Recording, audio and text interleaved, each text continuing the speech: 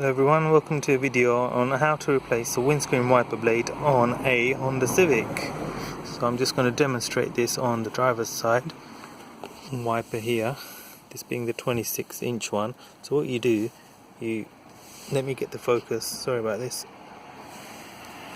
So you just go like that, there's this clip here, you just depress it and then you slide this down. So I'll do that now, so that clip there. And then I'll try and do this one-handed while I've got you on the camera. You go like that. Slide it down. There you go. It slid down and off. Fantastic. Okay, so that's done. So the new one is this. This has a slightly different setup to the one I just replaced. It's just got this clasp here, but if you see, it's still got this hook design. So all I do is put it in there, make sure it goes into the hook, slides in, and then the opposite of when I took it off.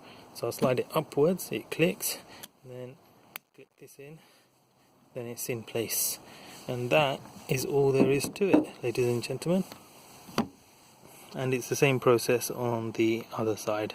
Hope that helped. Like and subscribe.